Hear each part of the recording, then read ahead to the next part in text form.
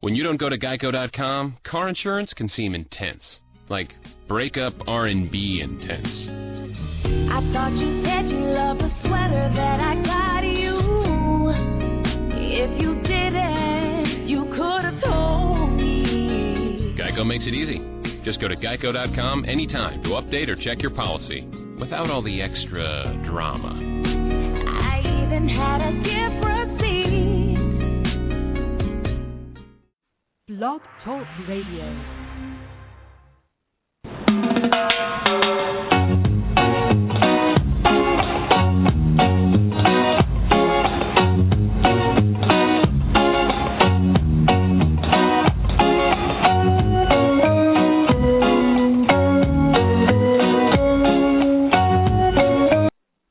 Hi folks, it's Chris Daly here, and as always, me and my partner Denise Maxwell look forward to bringing you dynamic folks who have a heart for the Caribbean or of Caribbean heritage. And do we have such a guest this morning? We have DJ Lady Loy on Jamrock Radio from Lupton, England, across the pond if you are in the northern part of the world, a.k.a. Myrna Loy. She's often called the creative genius because of her many talents in the fields of art.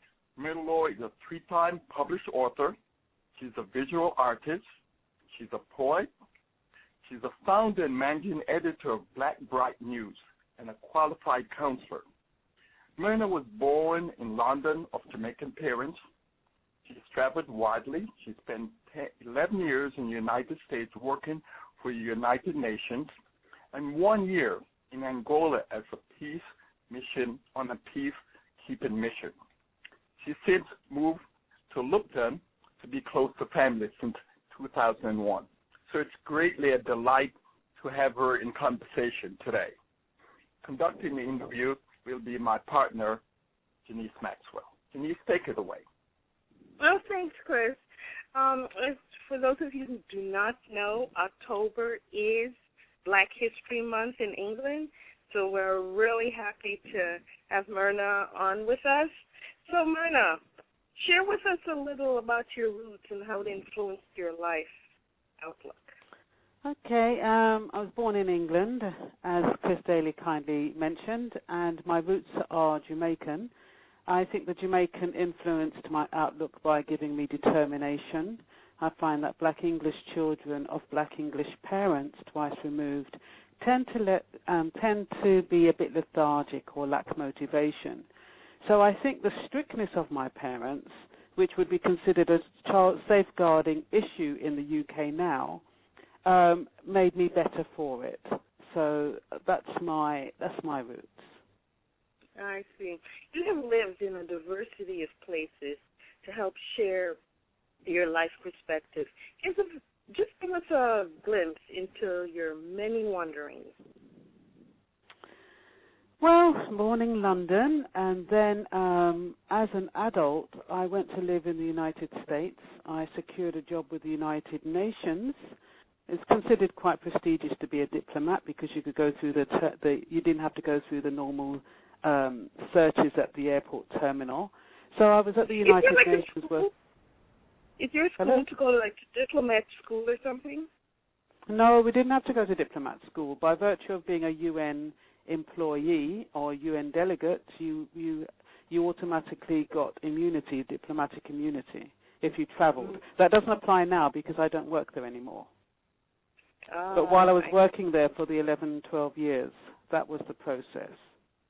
So I was there for about 11 years, and then I took a peacekeeping mission in Angola, where I spent a year working with both local and international staff. And then I came back to London. So, I've been to places like Spain and France and all those little places, but they were just like weekends. But the main stints were, as I've just mentioned. Yeah. So apart from your family, who are some of the significant folks of influence in your life? Well, the significant influence is Maya Angelou because her unadulterated words are very touching. I like the way Still I Rise or Phenomenal Woman? Which is yours? Pardon? Which one do you like, Still I Rise or Phenomenal Woman? Oh, Still I poem. Rise. Oh, yeah. Yeah, I love that one. Yeah, it's just pure, honest poetry. And then, apart from that, it's my friends, because even though they're not creative, they give me a balance because they show me the benefits of commitment and accuracy. Because I find creative people tend not to pay too much attention to detail. So, I hang around with people who are quite meticulous. Yeah, I certainly can relate to that, So give us a sense of, you're talking about Black English children are not, they're lethargic, but give us a sense of role modeling in the UK, in the United Kingdom. Well, the thing is, a lot of the role modeling is taken from American role models, and I think it's a British custom to refrain from blowing your own horn or singing your praises, hiding your light under a bushel kind of thing. Because what happens is, if you, even I as an accomplished individual, if I was to announce what I do, I'd be considered as arrogant, conceited, showing off. So what happens with the English culture is that people tend to suppress their skills, which isn't very good, and they tend to look outside the English arena to American or international people. So I find that role modeling is normally outside the UK arena. I mean, you do have a few football or sports people, but we don't have many that we can say, well, that is the role model, that is who I want to aspire to. Yeah. So, I always hear the term stiff upper lip. Is that what they mean by not being so, I don't know, ostentatious, I guess? Is that what? The stiff upper lip is, keeping a very reserved kind of demeanor, and it is just that. You don't laugh too much. You don't. You kind of keep yourself in a modest state, and it's very unnatural. But, if you go outside of that, it's almost like you're penalized or you're judged or you're criticized. So it's very difficult for a creative person to aspire in the UK. I mean, they can do it if they leave the UK and go to the States or go somewhere else, but and then come back to the UK once they've achieved it. But staying in the UK is very difficult sometimes. Yeah. But do you think it has a lot to do with more of a European origin as opposed to, say, an African origin? Because even in the music, black music or African music tends to be polyrhythmic, so it's very moving, or Caribbean music, let's just, be more specific, versus, say, European music is very sedate. So do you think it's like a clash of cultures? Or origin? Oh, yeah, it definitely is. I am talking about the European influence because I'm born in England, so we're governed by the Europeans. Yeah. You see what I mean? And they dictate how you behave in a very subtle way. So that is what I mean. I mean, if you're among your own Caribbean people and you just stay with them, it's fine. But, the bigger picture is that you work under their auspices, and if you go to the shop, you're under their auspices. So anything outside your family or outside your immediate creative field, you're under their jurisdiction, and they're the ones that kind of create that ceiling and bring it down lower. Yeah, I see what you're saying. Like a few years back, you experienced an uneasy summer. Get us caught up in what is happening since then. Could you elaborate on that? What do you mean uneasy summer? Okay, because over here in the U.S., they were talking about the riots. It was. I see. Okay. And so we didn't really. And being a person in the media, I wanted to see the Caribbean media or the Jamaican media more specifically talk about this. And I was very keen to notice that there were no Caribbean or no black perspective. It was all white males, and they were extremely racist. I mean, the things that I was hearing out of them, I'm thinking this is 1960 in the U.S. They're just very condescending. And so I was just wondering, what is the tone now Because it just seemed like they were targeting blacks in general, but blaming everything on Jamaicans. Like Steve Coakley was saying that the white children are turning black. Can you imagine such a thing? Yeah, I know. And just all outrageous things. And so I was just curious, some time has passed, and what is the media perception of Jamaicans, blacks in general, Jamaicans in particular, or, people of Jamaican descent like yourself? It's still quite primitive. It's still considered that black people are still considered as though you have your few affluent people who are trying to get ahead, but it's still very, very racist here. I mean, we have government institutions that allow fairness. So when we have a fairness equality policy. So there's certain places if you can get to work in government where you're treated quite, fairly, but because it's their policy. But, the private sector is still quite biased, and, the young people, the young Caribbeans or the young black boys, they're still rebelling because they feel kind of, not accepted or victimized or stereotyped, whatever you want to call it. And so there's still that rebellion, and it's taking on a lot of different forms. And now we've got the recession and, so many people out of work. It's affecting the blacks more than it is affecting anyone else. Yeah. So, you've got this spiral going on. Well, it's just like here in the U.S., black boys are targeted. In some incidents, they're 50-60% unemployment among the black boys. In blacks in general, but it just seems, to me, it seems like there's a pattern of black men being targeted in the U.S., U.K. It's just like they're trying to annihilate the black men. And that's well, they are. I mean, it goes back to them trying to promote the black women and denounce the black man in whichever way they can, breaking up the families. Yeah. They do it in such a subtle way. They give the woman the job, they leave the black man, to fight and become, he becomes a negative stereotype because he's angry, he's frustrated, he can't prove himself. So, and they build on that, and and that's what's happening, and it's been happening for a very long time. But for some reason, it seems as though outsiders notice it or women notice it, but men feel it, but they don't really quite know the cause, I think.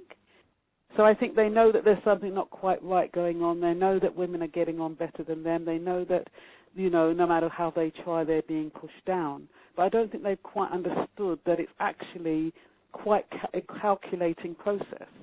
You know what I mean? I don't think they quite acknowledge that, especially in Britain. Yeah, but also you could even internalize it, because I don't know if you heard about the crack Robert Mugabe made about Jamaicans. I didn't hear. Oh, okay. He made the crack that the Jamaican men were nothing but a bunch of dope smokers, and it's the women that have to carry them. And he said, this is I was so stunned. And he said that at a university in his country. And I guess he didn't think the Jamaicans weren't going to hear it back, So, so I think even the way the society is structured, what I'm saying is that I'm not pointing on Robert Mugabe for what he said, but the way the society is structured is that he's a black man, but he's internalizing the things the society has put out for us, and we're not even aware of it. It's like internalized self-hate. But the fact that it is October and it's Black History Month in the UK, give us the genesis of that movement and what's being planned for this month across the pond. Well, many claim that the genesis of Black history, especially in England, started from the Windrush. But when you think of Ignatius Sancho, who was a major literary celebrity in Georgian London, and the more famous could you tell, since we have a much more international audience, a lot of people don't know who Ignatius Sanchez is. Do you mind?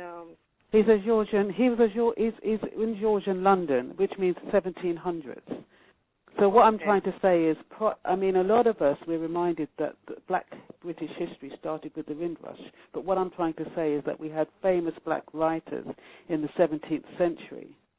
And then we also had Walter Tull, who was the first officer in football. And he was born in the UK between 1800s and 19. So we know that black British history, started long before the Windrush. So for us, Black History Month is to highlight that presence and our contributions and the contributions of our ancestors. I see. Well, in the U.S., Black History Month is in February, and it began with Carter G.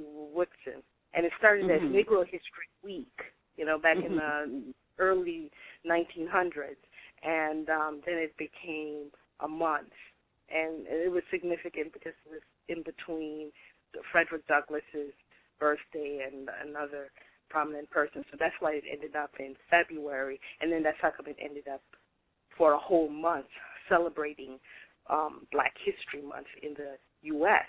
So I was just kind of curious as to say, okay, we're going to make Black History Month October. I have no idea why. Oh, okay. I was just going to. I have no idea why they chose October as to any other month, to be honest. It would have been nice if they had it like universal, so that way. Yes, in February, all the way around. It would have been much better. Here, and then I could call you in February and say, hey, what are you guys planning? And this is what we're doing over here. And, probably have speakers and some kind of things. But it's good that we've got lots of events. Even after this interview, we're putting on a chef's challenge, which is where we've got all the Caribbean restaurants. We've whittled it down to 4, and 4 chefs will be competing against each other to be the caterer of the big West Indian Gala in the 3rd of November. So, and we've got Women's Day where we've got poets and speakers and authors and all kinds of things. So we're doing quite a lot of stuff. Yeah, well, it's women. Okay, so it's targeted. Okay, you have a keen insight in the media in the UK. Give us some examples of the state of Caribbean media in the UK. And especially like earlier we were talking about how the media, at least the Caribbean or the Jamaican or Black, whichever one you want to use, you just weren't being represented when the UK riots were going on. And I'm just kind of curious, what is the state of it now? The thing is with Caribbean media in the UK, not Blackbright News because we're independent, but it's dictated by advertising revenue.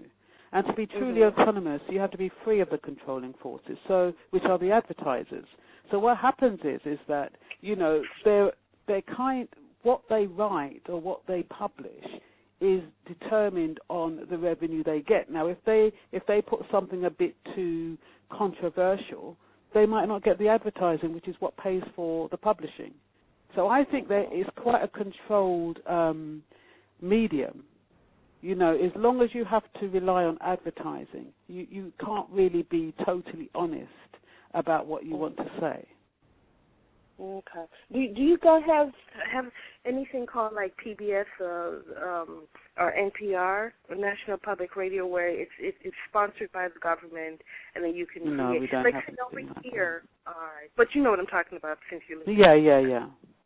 Oh, okay. Well, and it boils down to and I can just speak for the U.S. and black media here. It like you say, it boils down to advertising.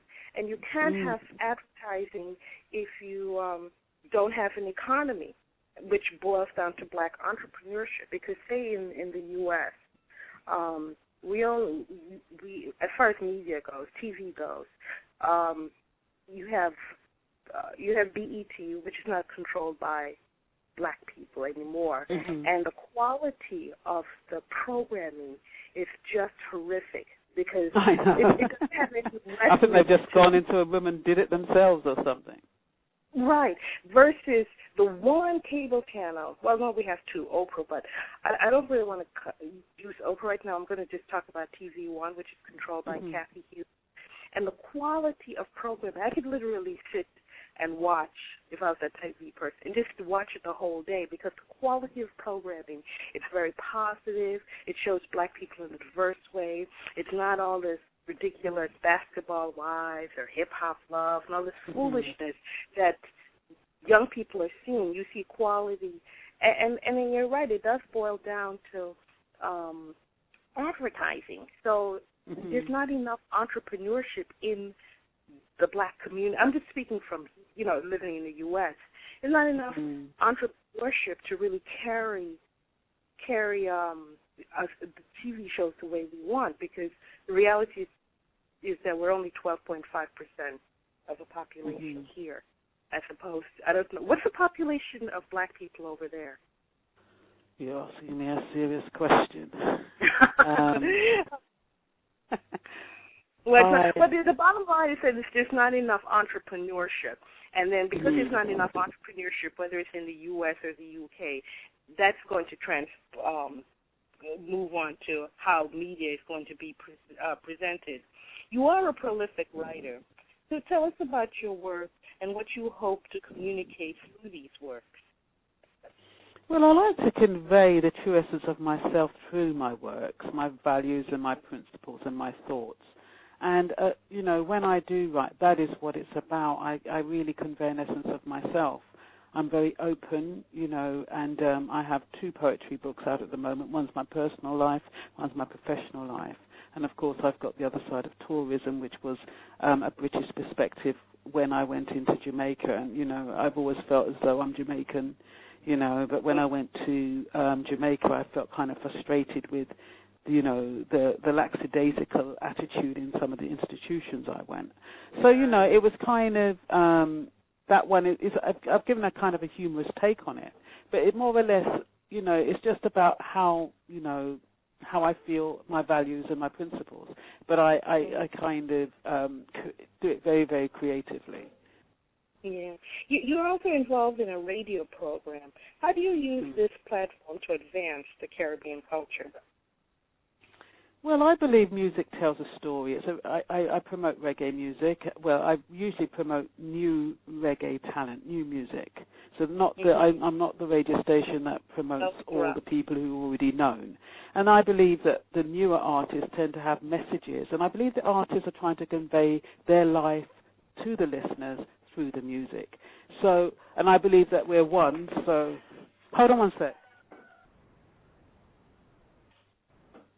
Turn that off. So I believe that by sharing the lives of the musicians and their lifestyle, that furthers the Caribbean culture. Okay, so finish the sentence. Let's say in 5 years, Caribbean culture will advance in England because? We'll become more honest and more fearless. Because we find that people are going on with the status quo is what's holding us back. So, I think we need to become more fearless. Yeah. And any final words of wisdom that you'd like to share with our audience? Well, I'd just like to say don't be afraid to be the best you can be and flaunt it in everyone's face like Usain Bolt. I mean, Usain Bolt, the whole of the white British, was totally frustrated by his arrogance. But, he was entitled to be arrogant. You know what I mean? I wouldn't even call it arrogant. He was entitled to be proud. And it's that they try to stop, in the black people in Britain. It's that they try to suppress. So that's what I'd say. Be the best you can be. Right, kind of like a Muhammad Ali. He's like the Muhammad Ali of our time, of his time. Oh, I think he's better. And that's very threatening. You don't think so? Yes, it is. It's so threatening, and I don't know why, but, Well, it's a black man that has confidence. That's the thing. Exactly. Well, Myrna, I truly, truly appreciate this interview because we're able to hear about the Jamaican community in the UK.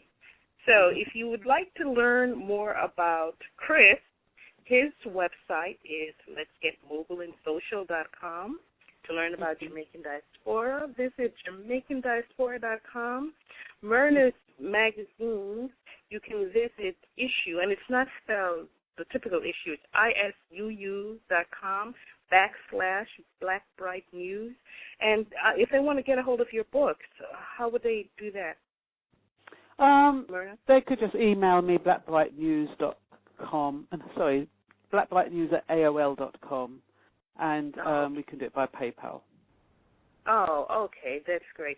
Well, we really, really appreciate you spending some time with me and Chris. Bye now. Okay, you're welcome.